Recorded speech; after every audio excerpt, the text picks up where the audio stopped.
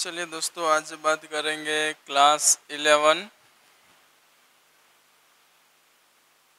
Complex number का। जो last exercise में कुछ क्वेश्चंस बाकी है उसके बारे में। So let's start with the remaining questions.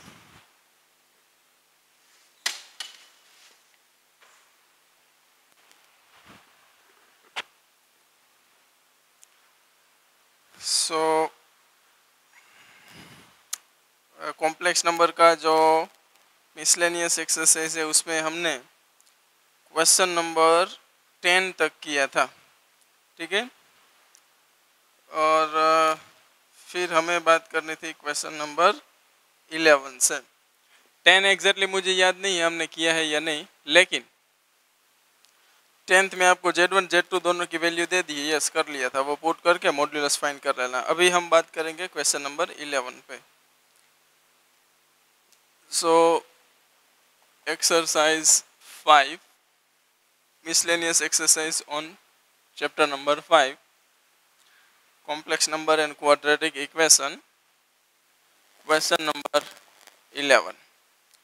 We have a plus iota b equal to x plus iota whole square divided by 2x square plus 1 and prove करना है a square plus b square equal to x square plus 1 whole square divided by 2x square plus 1 whole square। तो ऐसा एक question हमने किया हुआ था, अगर आपको याद है तो। उसमें एक इम्पोर्टेंट बात थी, वो मैंने आपको बताई थी, एंड वो ये कि जब भी हमें a प्लस आयोटा बी से a square plus B square में जाना है तो फिर उस टाइम पे हमें क्या करना चाहिए। तो अगर आपको याद है तो वहाँ पे मैंने बताया था कि हमें मॉड्यूलस लेना चाहिए। तो इस बार हम अगर लेफ्ट हैंड साइड में यहाँ पे मॉड्यूलस हम लेते हैं तो फिर राइट हैंड साइड में भी लेना पड़ेगा, x plus iota whole square divide by 2x square plus 1। उसके बाद पता है हमें कि इसका मॉड्यूलस है वो होता है square root of a square plus B square. यहाँ पे अगर आप देखेंगे तो मॉड्यूलस दोनों जगह पे हम सेपरेट देंगे, न्यूमरेटर डिनोमिनेटर। तो न्यूमरेटर में है x प्लस आयोटा का होल स्क्वायर, फिर स्क्वायर जो है वो भी मॉड्यूलस के बाहर आ जाएगा, और यहाँ पे 2x स्क्वायर प्लस 1। क्लियर? ये प्रॉपर्टी मैंने आपको बताई हुई है मॉड्यूलस की प्रॉपर्टी में। क्लियर? उसके बाद अगर आगे जाए तो हमें तो ये स्क्वायर रूट नहीं चाहिए, only a square plus B square चाहिए। तो यहाँ पे हम करेंगे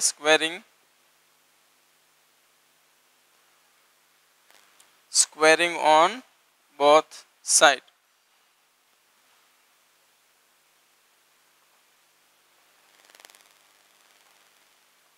तो फिर लेफ्ट हैंड साइड से तो ये स्क्वायर रूट निकल जाएगा और यहाँ पे a square plus B square आ जाएगा। राइट हैंड साइड में अगर देखें तो ऑलरेडी इसका स्क्वायर रूट अगर हम निकालते हैं, अभी स्क्वेयरिंग नहीं करेंगे, रुक जाओ, क्योंकि फिर राइट हैंड साइड में आपको समझने में प्रॉब्लम होगा। इसको अभी एज इट इज रहने देते हैं, a square plus B square. Right hand side में अगर आप देखें तो x प्लस आयोटा, उसका जो मॉड्यूलस है ना वो a square plus B square के हिसाब से x स्क्वायर प्लस 1 होना चाहिए, क्योंकि a प्लस आयोटा b का मॉड्यूलस है वो a square plus B square होता है, और यहाँ पे a की वैल्यू x है और b की वैल्यू जो आयोटा का कोएफिशिएंट होता है वो 1 है, इसलिए उसका मॉड्यूलस होगा x स्क्वायर प्लस 1। लेकिन उसका भी स्क्वायर है, इसका मतलब कि यहाँ पे ये स्क्वायर और स्क्वायर रूट रिमूव हो जाएंगे। अब सबसे इम्पोर्टेंट जो बात है ना वो यहाँ पे इसका मॉड्यूलस अगर आप सोच पाए तो अगर किसी के माइंड में ऐसा है कि यहाँ पे 2x स्क्वायर प्लस 1 है तो इसका मॉड्यूलस होना चाहिए ये इसका स्क्वायर प्लस इसका स्क्वायर। तो यहाँ पे आपको देखना है कि ये जो नंबर है ना इसमें आयोटा मिसिंग है, इट मीन्स वो प्योरली रियल नंबर है। तो प्योरली रियल नंबर है तो उसका मॉड्यूलस कैसे निकालना होता है, तो ये रियल पार्ट हो गया 2x square plus 1 whole square plus B square, imaginary part तो है ही नहीं तो 0 स्क्वायर। ये समझना बहुत ही इंपॉर्टेंट है, ध्यान से देख लेना। अब अगर हम दोनों साइड स्क्वायरिंग करेंगे तो यहाँ से हो जाएगा a square plus B square, यहाँ से हो जाएगा x square plus 1 whole square, ये स्क्वायर स्क्वायर रूट रिमूव हो जाएगा, तो तो सिर्फ वहाँ पे 2x² + 1 रहेगा, लेकिन क्योंकि हम स्क्वायरिंग कर रहे हैं तो वहाँ पे भी 2x² + 1 का होल स्क्वायर हो जाएगा, और यही हम प्रूव कर रहे थे। ठीक है, तो क्वेश्चन बहुत ही इंपॉर्टेंट है, और थोड़ा सा इसमें आपको कंफ्यूजन भी हो सकता है, तो ध्यान से आपको देख लेना है कि इसमें क्या करना है। सबसे पहला क्लू इसका ये था कि a + i b से a² + b² में जाना है, इसलिए मॉड्यूलस ले लिया। सेकेंड, यहाँ पे स्क्वायर जो है उसको मॉड्यूलस से बाहर ले लिया। तीसरा, ये रियल नंबर है तो रियल नंबर का मॉड्यूलस कैसे निकालते हैं ये भी आपको पता होना चाहिए। लास्ट में ये स्क्वायर रूट निकालने के लिए स्क्वायरिंग किया तो दोनों साइड स्क्वायरिंग कर दिया। क्लियर? चलिए नेक्स्ट क्वेश्चन नंबर 12। उसमें भी आप ध्यान से देख लीजिए, दो क्वेश्चन है, उसमें से एक मैं करूंगा, एक आपको करना है, इसलिए फर्स्ट क्वेश्चन है उसको ध्यान से समझिएगा।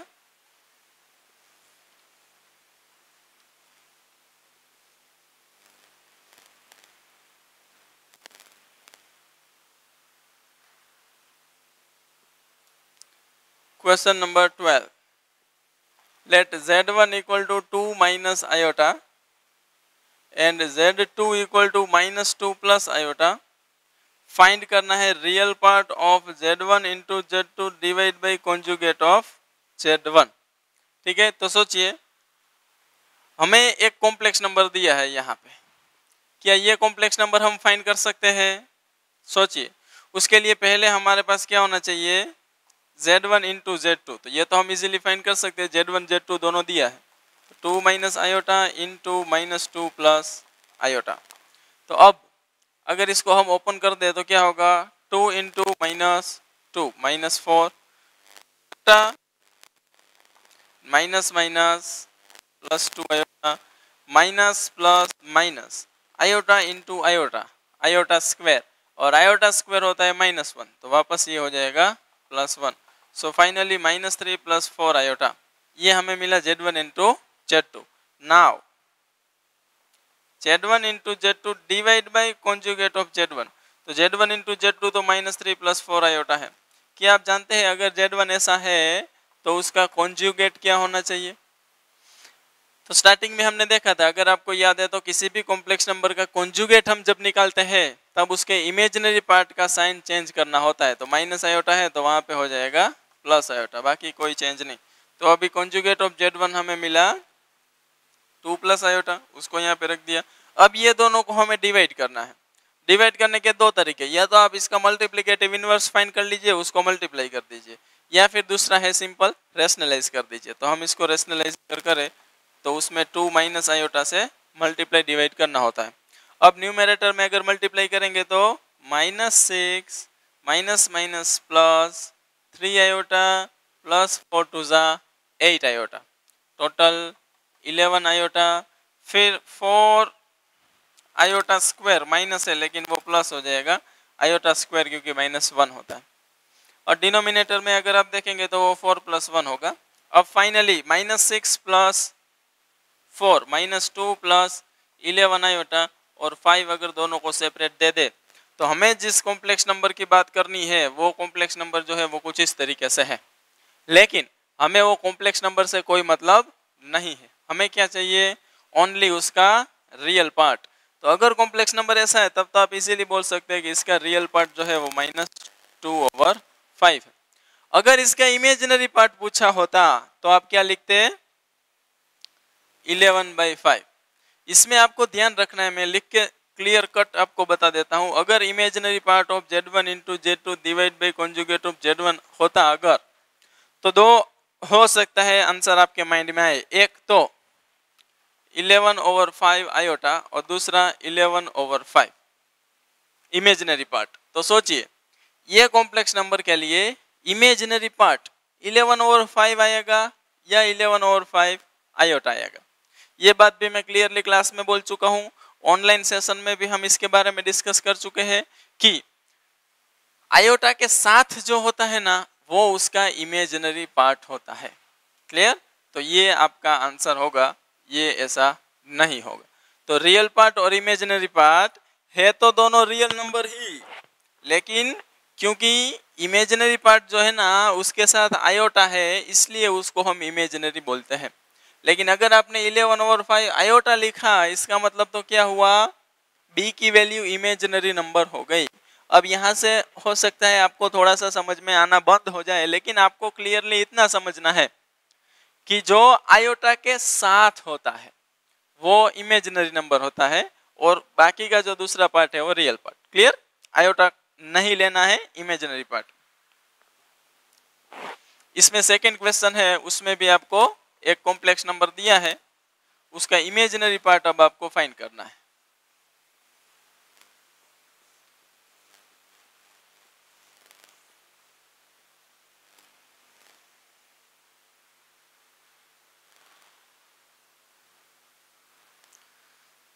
तो उसमें आपको क्या करना है, imaginary part of 1/z1 into conjugate of z1।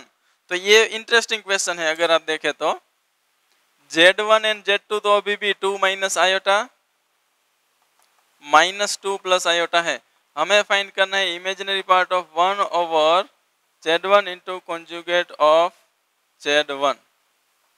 I think आपको देखना पड़ेगा कि क्वेश्चन में z1 into conjugate of z1 ही है या फिर z1 into conjugate of z2 है, क्योंकि मेरे पास जो अभी पीडीएफ फाइल मोबाइल में है टेक्स्ट बुक का, उसमें जो क्वेश्चन है ना वो इस तरीके से है, z1 into conjugate of z1।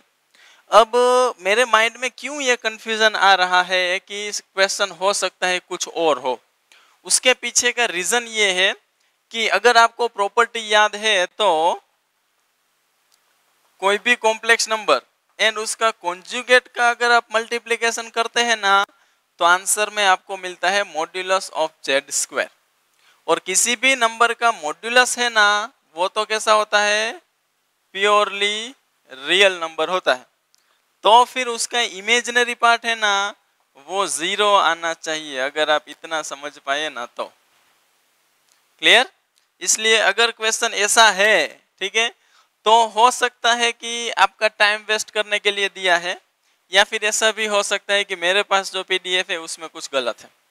बाकी अगर आपको मेथड से करना है तो क्या करना पड़ेगा, पहले z1 into conjugate of z1 अगर आप करेंगे तो z1 हमारे पास 2 माइनस आयोटा है, conjugate of z1 2 plus iota हो जाएगा, तो ये 4 + 1 मतलब कि 5 हो जाएगा।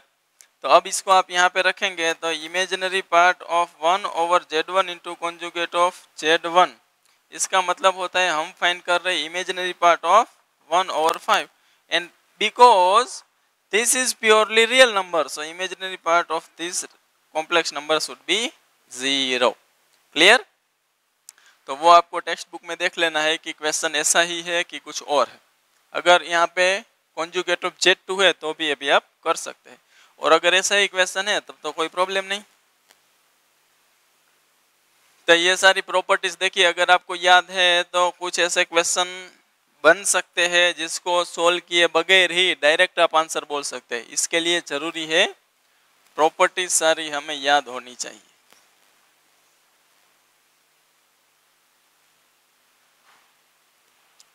चलिए आगे की बात करें अगर हम, तो find the modulus and argument of the complex number. तो ऐसे तो हमने कितने क्वेश्चन किए होंगे, 13 में हमारे पास है let z equal to 1 + 2 iota divide by 1 - 3 iota। ठीक है, उसके बाजू में एक और क्वेश्चन है, question number 14, find the real number xy if this is conjugate of this x - iota y into 3 + 5 iota is conjugate of -6 - 24 iota, और x Y की वैल्यू फाइंड करनी है। मतलब कि ये एक इक्वेशन है और हमें इसे सॉल्व करना है। तो अब यहाँ से आप देखेंगे तो सबसे पहले इसको थोड़ा सा सिंप्लीफाई कर लेते हैं। 1 + 2 आयोटा, 1 - 3 आयोटा, 1 + 3 आयोटा, 1 + 3 आयोटा, इसको मैंने रेशनलाइज कर दिया। अब मल्टीप्लाई कर दीजिए तो 1 + 3 iota, 2 iota, 5 iota, -6 divide by 1 + 9, so finally -5 + 5 iota divide by 10, मतलब कि -1/2 + 1/2 आयोटा। सो एक्चुअल में जो कॉम्प्लेक्स नंबर आपको दिख रहा है वो standard form a plus iota b form में ऐसा है। अब इसका मॉड्यूलस फाइंड करना तो कोई बड़ी बात है नहीं, a square plus b square, मतलब कि ये हो जाएगा स्क्वायर रूट ऑफ 2/4, मतलब कि स्क्वायर रूट ऑफ 1/2, या फिर इसको बोल सकते हैं 1 स्क्वायर रूट ऑफ 2। तो ये हो गया इसका मॉड्यूलस। चलिए पावर कट हो गया था, सो वापस हम फिर से स्टार्ट करें। अगर कॉम्प्लेक्स नंबर था उसको सिंप्लीफाई किया, मॉड्यूलस निकाला। क्लियर? नाउ हम बात कर रहे थे इसके आर्ग्यूमेंट के बारे में।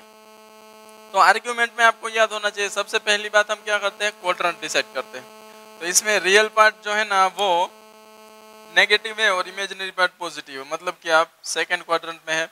सेकंड क्वाड्रेंट में जो भी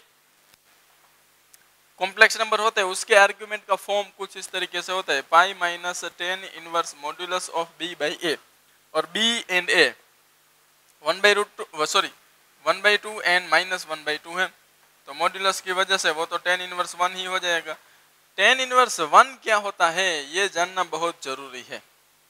10 इनवर्स 1 का मतलब मैं बार बार बोल रहा हूँ कि 10 की वो वैल्यू जहाँ पे आंसर 1 आता है तो वो π/4 या 45 डिग्री होता है।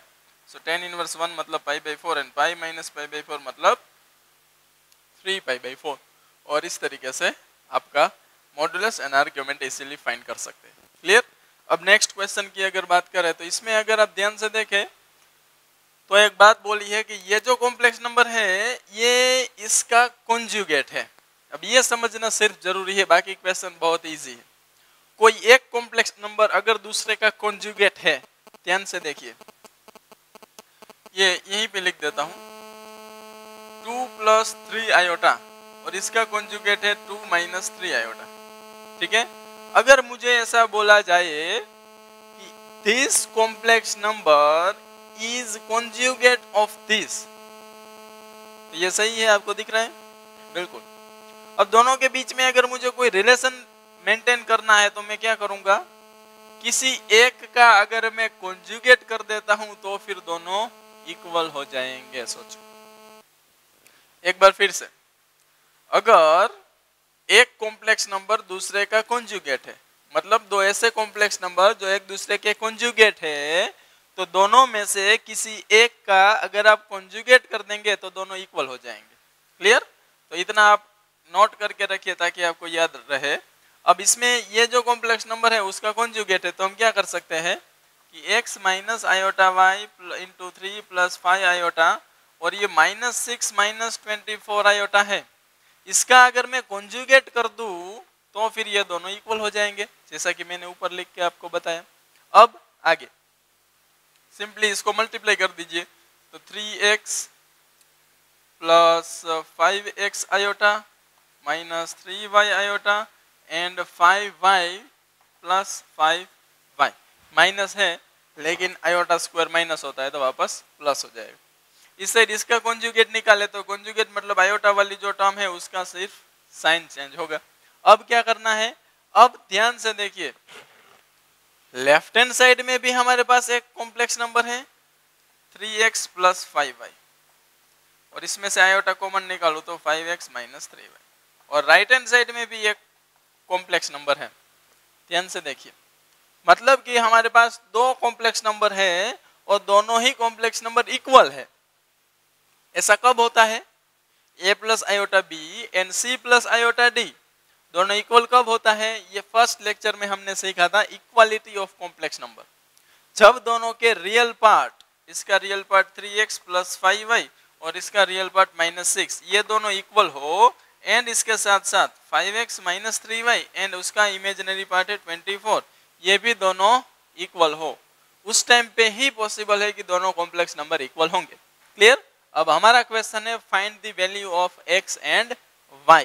तो यहाँ से तो आप समझ सकते हैं, this is equation number 1, equation number 2, use elimination method और सब्स्टिट्यूशन मेथड और क्रॉस मल्टीप्लिकेशन मेथड और graphical method, linear equation in 2 variable. ठीक है? तो जनरली हम एलिमिनेशन मेथड यूज करते हैं। तो ये दोनों इक्वेशन को अगर आप एलिमिनेशन मेथड से सोल्व कर लेते हैं तो आपको x एंड y की वैल्यू मिल जाएगी। क्लियर? तो यहाँ से आगे आप एक्स एंड वाई की वैल्यू फाइंड करेंगे, अभी कर लेंगे।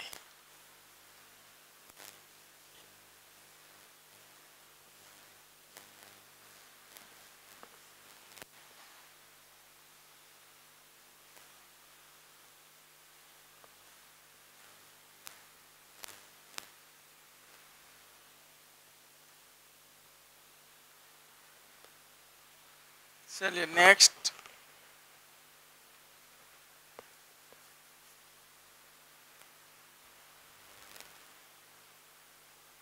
find the modulus of this complex number. Question number 15.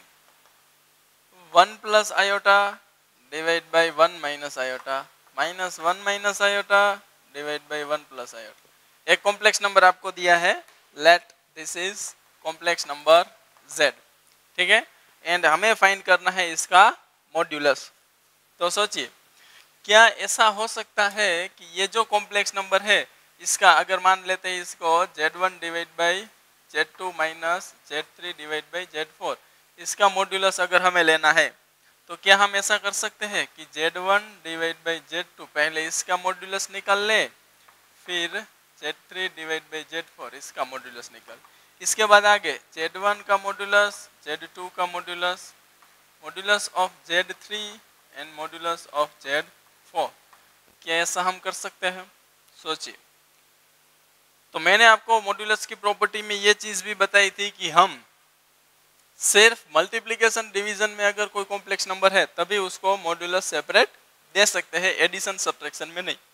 तो यहाँ से ऐसा करना पॉसिबल नहीं है, लेकिन अगर हम यहाँ पे होते तो थर्ड स्टेप जो ये है ऐसे हम कर सकते थे, लेकिन क्योंकि हम यहाँ पे आगे नहीं जा सकते तो ऐसी कोई पॉसिबिलिटी नहीं है, तो इस तरीके से तो हम जा नहीं सकते। अब तो क्या कर सकते हैं, तो उसको सिंप्लीफाई कर लीजिए, 1 plus iota 1 minus iota 1 minus 1 plus iota 1 plus iota, rationalise कर लिया। बाजू में जो कॉम्प्लेक्स नंबर है 1 minus iota divide by 1 plus iota into 1 minus iota 1 minus iota, उसको भी रेशनलाइज कर लिया। अब थोड़ा सिंप्लीफाई कर लीजिए, तो 1 plus iota into 1 plus iota 1 plus iota whole square, और 1 प्लस आयोटा होल स्क्वायर अगर आपको याद है तो 2 आयोटा होता है, और 1 माइनस आयोटा 1 प्लस आयोटा 2 होता है, फिर minus 1 minus iota into 1 minus iota again 1 minus iota whole square, और वो होता है -2 पे अभी भी 2 होगा, तो ये आपको ध्यान रखना है। उसके बाद ये 2 कैंसल, ये 2 cancel, iota plus iota 2 iota होगा, और ये हमारा है कॉम्प्लेक्स नंबर जो आपको पहले ऐसा दिख रहा था वो सिंपली ऐसे कॉम्प्लेक्स नंबर है। हमें फाइंड करना है इसका मॉड्यूलस। तो सोचो, ये 0 प्लस 2 आयोटा है तो 0 स्क्वायर प्लस 2 स्क्वायर मतलब कि स्क्वायर रूट ऑफ 4 मतलब कि 2, ये इसका मॉड्यूलस होगा। अब इसमें देखना है कि क्या हमें आर्ग्यूमेंट पूछा है, नहीं, ओनली मॉड्यूलस ही पूछा था, तो ये रहा इसका modulus, because this complex number is 0 plus 2 iota which is purely imaginary number, और प्योरली इमेजिनरी नंबर हो या प्योरली रियल नंबर हो उसका जो मॉड्यूलस है वो तो जो रियल पार्ट या जो इमेजिनरी पार्ट होता है वही होता है। क्लियर? तो आज का जो हमारा डिस्कशन है उसको हम यहाँ तक रखते हैं, बाकी नेक्स्ट टाइम आगे के जो क्वेश्चन है उसको भी हम सॉल्व करेंगे। क्लियर?